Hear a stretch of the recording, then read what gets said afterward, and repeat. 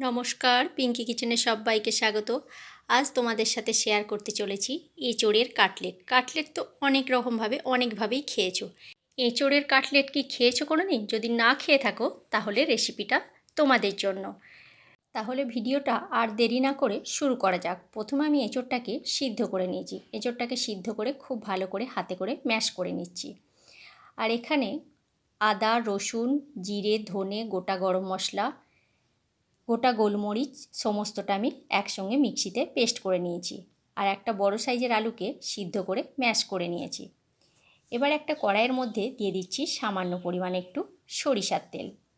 আমি এখানে মশলাগুলো সমস্তটাই গোটা মশলা ব্যবহার করেছি। তোমরা চাইলে এখানে গুঁড়ো মশলাও ব্যবহার করতে পারো। তেলটা গরম হয়ে গেছে। এবার তেলের মধ্যে দিয়ে দিচ্ছি সিদ্ধ করে রাখা আলুর ম্যাশটা। দিয়ে খুব ভালো করে খুন্তিতে করে এটা নাড়াচাড়া করে নেব। আর একটু বাদামকে আমি ভেজে একটা হামালদিস্তারে গুঁড়ো করে রেখেছিলাম। খুব বেশি গুঁড়ো করিনি, একটা একটা গোটা গোটা রয়েছে দেখতেই পাচ্ছ। আর দিয়ে দিচ্ছি একটু কসুরি মেথি, সে মেথিটাও দিয়ে দিলাম হাতে করে দলে নিয়ে। এবারে খুব ভালো করে আলুটাকে রেডি করে নেব। কসুরি মেথি তোমাদের কাছে যদি না থাকে তোমরা ধনেপাতা কুচি ব্যবহার করতে পারো। দিয়ে দিচ্ছি স্বাদ মতো লবণ। লবণটা দেওয়ার পরে আবারও খুন্তিতে করে খুব ভালো করে এটাকে সব কিছুর সাথে মিশিয়ে নেব। গ্যাসের ফ্লেমটা লোতে রেখে এটাকে করতে হবে। হাইতে রেখে করা যাবে না, তাহলে পুড়ে যেতে পারে। খুব ভালো করে একদম আমি এটাকে করে নিলাম। করে নিয়ে এবারে একটা থালার উপরে এটাকে আমি তুলে নেব। নিয়ে এটা ঠান্ডা হতে দেব। এটা আমি নামিয়ে নিলাম। নামিয়ে নিয়ে এবার একটা থালার মধ্যে এইভাবে মেলে ঠান্ডা হতে দিয়েছি। আবারও ওই কড়াইয়ের মধ্যে সামান্য পরিমাণে একটু সরিষার তেল দিয়ে দিলাম। তেলের মধ্যে দিয়ে দিলাম সামান্য পরিমাণে একটু চিনি। চিনিটা দিয়েছি কালারের জন্য। কালারটা চলে আসার পরে দিয়ে দিচ্ছি বড় সাইজের একটা পেঁয়াজ কুচি। পেঁয়াজটা খুব ভালো করে ভেজে নেব। পেঁয়াজের কালারটা চেঞ্জ হয়ে গেছে। এবারে এই পর্যায়ে দিয়ে দিচ্ছি 2-4টে কাঁচা লঙ্কাকে কুচি করে রেখেছিলাম, আর একটা টমেটোকে কুচি করে রেখেছিলাম। সেই টমেটো কুচি আর কাঁচা লঙ্কা কুচিটা এর মধ্যে দিয়ে দিলাম। আর দিয়ে দিলাম স্বাদ মতো লবণ। দিয়ে খুব ভালো করে নাড়াচাড়া করে নেব যাতে টমেটোটা গলে যায়। এবারে যে মশলাটা আমি বেটে রেখেছিলাম মিক্সির মধ্যে, সেই মশলাটা দিয়ে দিলাম। দিয়ে খুব ভালো করে মশলাটাকে কষিয়ে নেব। সামান্য পরিমাণে দিয়ে দিচ্ছি হলুদের গুঁড়ো। বাটিটা ধুয়ে সামান্য পরিমাণে একটু জল দিয়ে দিয়েছিলাম। এবারে খুব ভালো করে মশলাটাকে আমি এবারে কষিয়ে নিচ্ছি। তোমরা যদি নিরামিষে করতে চাও তাহলে পেঁয়াজ রসুনটা ছাড়া করতে পারো। এবারে এই পর্যায়ে দিয়ে দিচ্ছি সিদ্ধ করে রাখা এঁচোড়ের ম্যাশটা। দিয়ে খুব ভালো করে খুন্তিতে করে মশলার সাথে কষিয়ে নেব। একটু সময় ধরে এটাকে করতে হবে।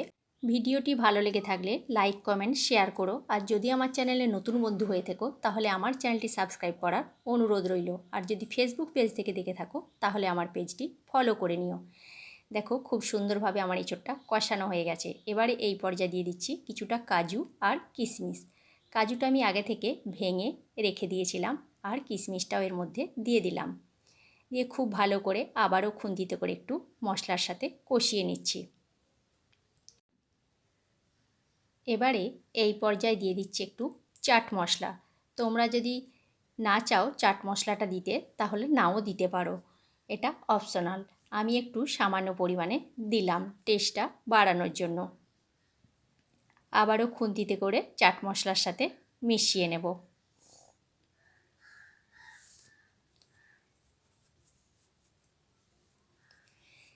এটা আমার সমস্তটা মেশানো বা কষানো হয়ে গেছে। এবার একটা থালার মধ্যে এটাকে ঢেলে ঠান্ডা হতে দিচ্ছি। দেখো আলুর পুরটা আমার তো আগে থেকেই রেডি করা ছিল, থালার মধ্যে মেলে রেখেছিলাম। এবারে গোল গোল করে বল আকারে করে নিচ্ছি। করে নিয়ে ঠিক এইভাবে হাতে করে চ্যাপটা করে নিলাম। চ্যাপটা করে নিয়ে মাঝখানটা একটু গর্ত করে নেব। আর এঁচোড়ের যে পুরটা সেটাকেও গোল গোল করে বল আকারে করে নেব। করে নিয়ে এই আলুর ভেতরে পুরটাকে ঢুকিয়ে নেব ঠিক এইভাবে।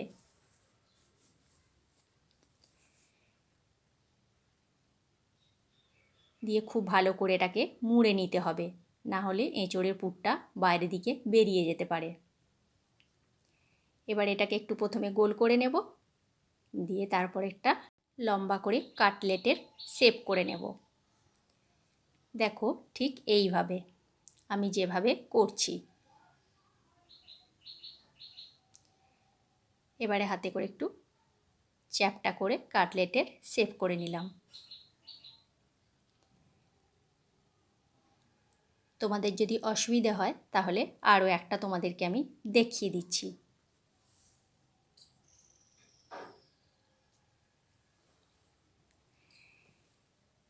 বিকেলে চায়ের সাথে এই কাটলেটটা একদম অসাধারণ লাগবে। আবারও একটা তোমাদের আমি দেখিয়ে দিচ্ছি। আর একটা এইভাবে করতে পারো, যেভাবে তোমরা পুর পিঠে করো, পুর দেয়া, সেইভাবে গোল গোল করে একটা গর্ত মতো করে নিয়ে তার ভেতরে এঁচোড়ের পুরটা ঢুকিয়ে ঠিক সেমভাবে আলুটা দিয়ে মুড়িয়ে নিতে হবে।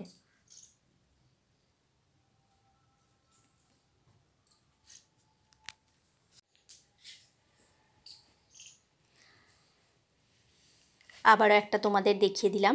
এইভাবে সমস্ত কাটলেটগুলো আমি তৈরি করে রেডি করে তোমাদের শেষে আমি দেখিয়ে দিচ্ছি।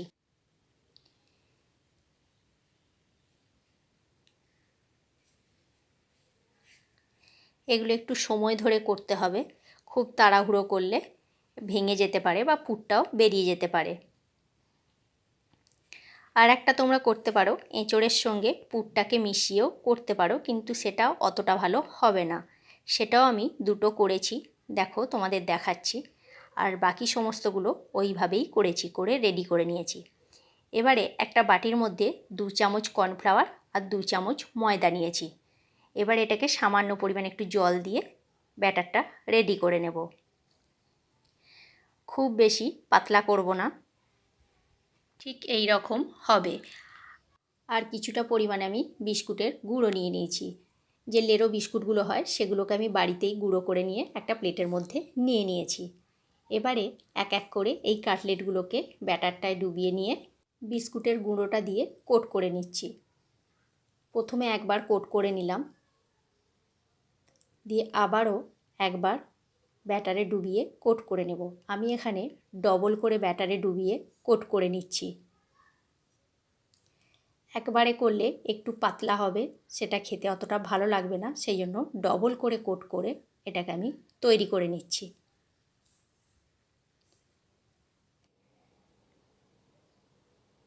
আবারও একবার দিয়ে দিলাম, দেখতেই পেলে তোমরা দুবার ধরে আমি এগুলোকে কোট করে নিয়েছি।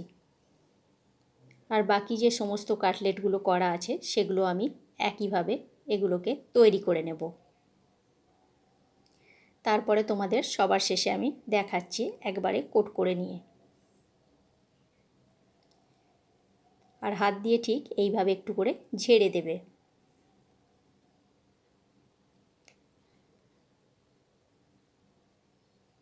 দেখো সমস্তগুলো আমি একদম কোট করে রেডি করে নিয়ে নিয়েছি। এবারে একটা কড়াই বসিয়ে দিয়েছি, কড়াইয়ের মধ্যে দিয়ে দিয়েছি বেশ কিছুটা পরিমাণে সরিষার তেল।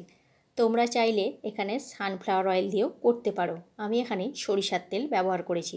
সরিষার তেলে যে কোনো জিনিস খেতে খুব সুস্বাদু হয়, সেই জন্য সরিষার তেলই ব্যবহার করেছি। তেলের মধ্যে এবার এক এক করে আমি কাটলেটগুলো দিয়ে ভেজে নিচ্ছি। এক পিঠ হয়ে গেছে, এবারে আস্তে করে আর এক পিঠ আমি উল্টে দিচ্ছি। খুবই সাবধানে করতে হবে, আর গ্যাসের ফ্লেমটা একদম মিডিয়াম টু লোতে রেখে এটা করছি। হাইয়েতে রেখে কি করলে কি হবে, ওপরটা তাড়াতাড়ি লাল হয়ে যাবে আর ভেতরটা ভালোভাবে ভাজা হবে না, সেই জন্য মিডিয়ামে রেখে এগুলোকে আমি ভাজছি।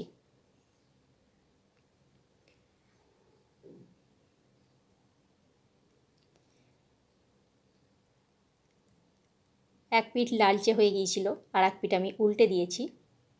এবার আমি এটাকে তুলে নেব। বাকি যে সমস্ত কাটলেটগুলো আছে সেগুলো একইভাবে ভেজে তুলে নেব। তাহলে বন্ধুরা, আমার এই সুন্দর এঁচোড়ের কাটলেট রেসিপিটা তোমাদের কেমন লাগলো অবশ্যই কমেন্ট করে কমেন্ট বক্সে জানিও তোমরা। সমস্তগুলো দেখো আমি একইভাবে ভেজে তুলে নিচ্ছি, নিয়ে তোমাদের আবারও দেখিয়ে দিচ্ছি। আজকের মতো তাহলে এইখানেই বন্ধুরা, নেক্সট ভিডিওতে দেখা হচ্ছে তোমাদের সাথে আগামীকাল।